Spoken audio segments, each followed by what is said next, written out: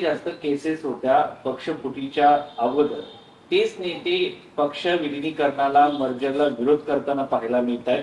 त्यामागे काही बीजेपीचा हात आहे का असं शंका होत आहे. नरेंद्र मोदी अमित शहासोबत भेट झाली. बघा, प्रफुल्ल पटेल यांचे दोन्ही पाय भाजपमध्येच आहेत, एक पाय नाही म्हणत मी. पटेलांचे, तटकऱ्यांचे, आणि ह्याचं कारण तुम्ही सांगताय तेच आहे. ज्या पद्धतीनं ईडी सीबीआयनं अनेक राजकीय नेत्यांवरती दबाव टाकण्यासाठी गुन्हे दाखल केले, छळ केला, त्याच्यामुळे कमजोर हृदयाची माणसं आहेत सगळी. आमच्यासारखी धाडसी लोक नाही आहेत ते जो होगा वो देखा जाएगा, जेल में डालना है डाल दो, चलो हमारा मौका आएगा तो आपको भी डाल देंगे. तो हे या गोष्टी होतच राहणार आहेत. आणि आज त्यांच्या अजित पवारांच्या पक्षातले बहुसंख्य आमदार यांच्यावरती अशाच प्रकारचे खटले आहेत. गैरव्यवहार, आर्थिक अपराधापर, बँका लुटणं, बरं का, त्यानंतर चुकीच्या पद्धतीनं जमिनीचे व्यवहार करणं, अशा प्रकारचे, किंवा साखर कारखान्यांच्या संदर्भात चुकीचे व्यवहार करणं. त्याच्यामुळे यांच्यावरती अशा प्रकारचे दबाव आहे. त्यांच्या पक्षामध्ये 90% लोक हे सरंजामदार आणि वतनदारच आहेत, ज्याने अशा प्रकारचं काम करून विधानसभा लोकसभा लढल्या जिंकल्या. बघा, त्याच्यामध्ये काय चुकीचं असं म्हणत नाही, त्यांचा पक्ष आहे. आणि त्याच्यामुळे आता हसन मुश्रीफचं मी ऐकत असतो हल्ली, फार मोठं प्रवचन देशाला देत असतात, महाराष्ट्राला. त्यांच्या घरी जेव्हा ईडीची रेड पडली तेव्हा ते आणि त्यांचं कुटुंबाची वक्तव्य तुम्ही ऐका. किरीट सोमय्या नाही, ईडीची रेड पडली तेव्हा आम्ही टीव्हीला लाईव्ह पाहत होतो. आमच्या घरावरती ईडीची रेड पडली तेव्हा आमच्या घरातल्या बायका समोर आल्या नाहीत रडत. आम्ही धाडसानं सामोरा गेलो, अनेक लोक गेले, नवाब मलिक गेले, अनिल देशमुख गेले, असे अनेक लोक गेलेले आहेत.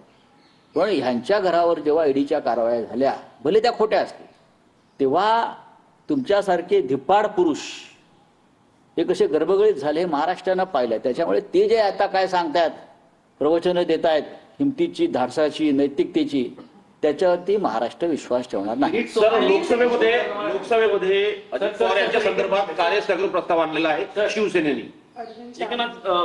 अरविंद सोमय्याने अजित पवारांवरती केलेले आरोप पाहिले. त्यानंतर अजित दादा गेल्यानंतर अचानक त्यांच्यावरती आलेलं प्रेम, दिलेल्या जाहिराती, हे महाराष्ट्राने कसं घ्यायचं? ढोंग आहे. भारतीय जनता पक्षासारखा ढोंगी पक्ष इतिहासात नाही. आणि अजित पवारांच्या अपघातासंदर्भात ज्या शंका व्यक्त केलेल्या आहेत अनेक ठिकाणावर, आपल्याला माहिती आहे, त्याच्यामुळे थोडंसं रंगसफेदी करण्यासाठी जाहिराती दिल्या.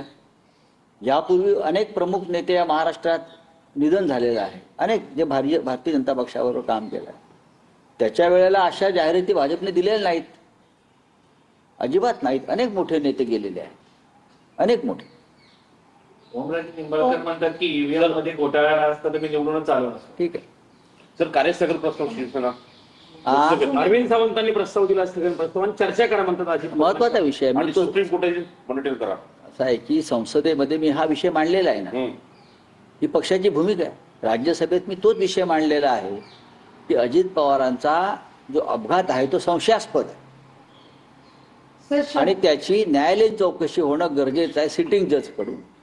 हे राज्यसभेत मी वारंवार मांडलेलं आहे. चला, सुनेत्रा पवार जर उपमुख्यमंत्री झाले तर आनंदाने त्यांना आशीर्वाद देणार. मग त्यात चुकीचं काय? ते या घरात त्या पवार कुटुंबाचे आणि महाराष्ट्राच्या राजकारणाचे शरद पवार हे भीष्म पितामह आहे. आणि ते आशीर्वाद, त्यांचं मन मोठं आहे पवार साहेबांचं. पवार साहेब लहान सहान गोष्टीमध्ये कुडत बसत नाही. अनिल देशमुख यांनी नितीन गडकरींना खासगी विमानाने प्रवास करण्याची वॉर्निंग दिली आहे अजित पवारांच्या अपघाताला. चला, थँक्यू.